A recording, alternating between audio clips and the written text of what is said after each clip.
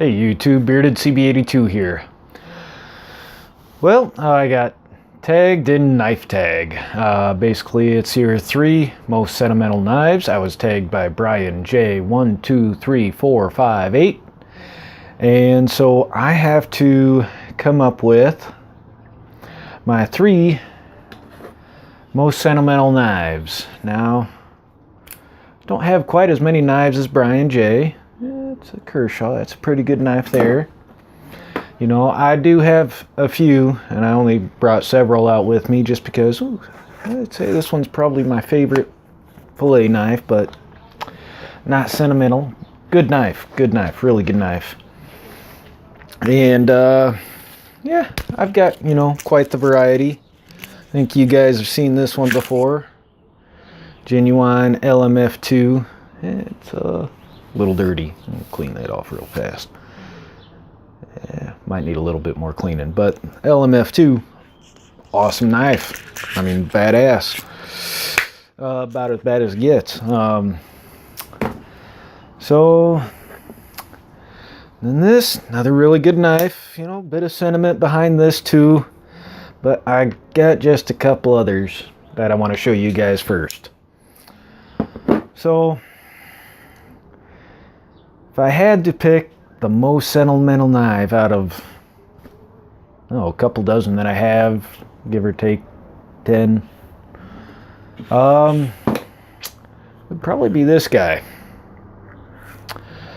This is a CVA, a little dirty, made in Italy style Bowie knife. See if it shows. And the light might be screwing with it, but there you go. Made in Italy, Bowie knife. Takes a really good edge. This one's about time for a resharpen just because it's been sitting in its sheath a little while and it doesn't quite get some of the deserved attention that it gets, but there's a reason behind that because I just assume this thing kind of be kept away. This knife was my uncle's, or my mom's cousin, but growing up, he was my uncle.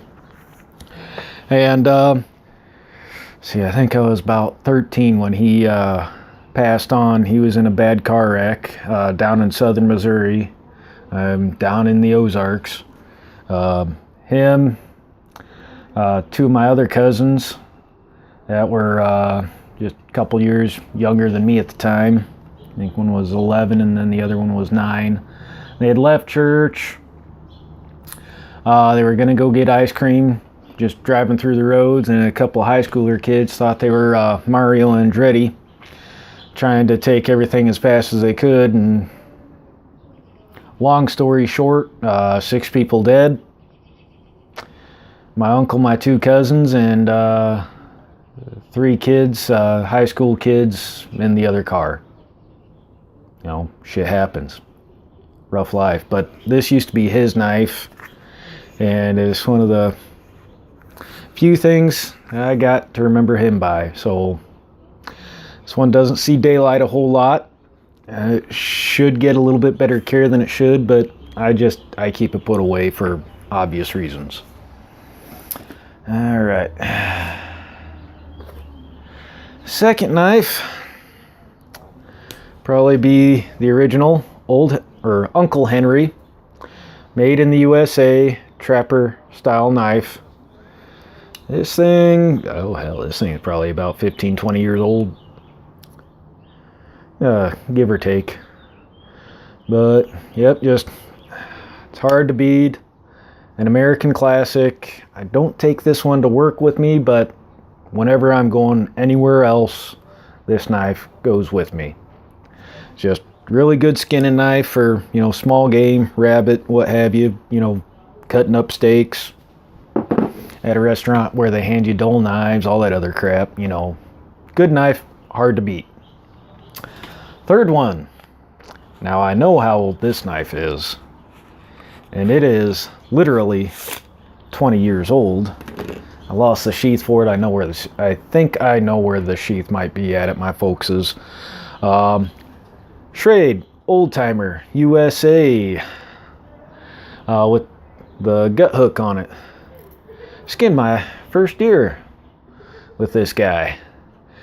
1430T steel, really good grip on it, and it skinned several other deer in between as well. It's had a little bit of a busy life, still takes really good edge, still has a pretty good edge, and just a little piece of paracord through the brass lanyard it has. You know, it's hard to beat some of the old classics back when they used to make them here. And I got my dad about the same time I did this, about 20 years ago, the drop point, the classic drop point style one. He still got that in an ash wooden box that I made for him. That was his Father's Day gift way back in the day. It was hard to keep that hidden when you're in high school and you happen to be a boy. You know, folks always got to get into everything, but yeah, that's life. But it was a good surprise to him when he was able to get that for Father's Day. Just like that, just with the drop point. So there you have it. Knife number one. Good old, really old, classic Italian Bowie. You know, good old classic made in America Uncle Henry.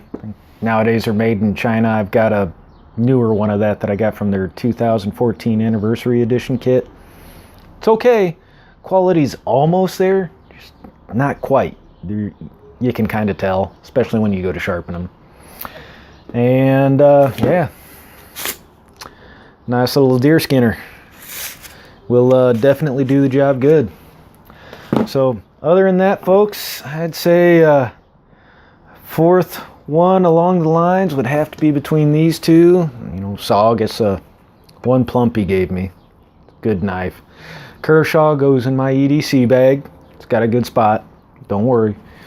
And then this guy, you know, skinned a lot of fish with this thing. I mean, I'm not gonna lie, genuine Rapala, the nice one with all the jazz on it. So good knives, and I about cut myself. And on that note, put that back in its sheath, make sure it stays in there. Was not expecting that. Anyways, there's your laugh for the day. Remember, shop safety is just as important as firearm safety, and watch what the hell you're doing when you're handling knives. Alrighty, guys. Oh, almost forgot there, guys. I get to tag 3 more people. So for this video, I'm going to go ahead and I'm going to tag, I don't know if they've been tagged yet. I've been keeping an eye on things, except I've been busy cleaning. I cleared up about 80 square feet behind me, and it's almost to the wall now and all organized. Jiu-Jitsu 2000. I think he's got a few sentimental knives. Savvy 2002. Pretty sure she's got a few knives, knowing who her dad is. No doubt she's got a few knives. And then I would have to say Van Elliker. So Van Elliker, I know you got a nice little pocket knife you always carry with you as part of your EDC. What else do you got that are kind of sentimental to you? Anyways, you guys take care. Remember, shop safety is just as important as firearm safety, and careful when you're handling knives, especially sharp ones. Anyways, catch y'all later.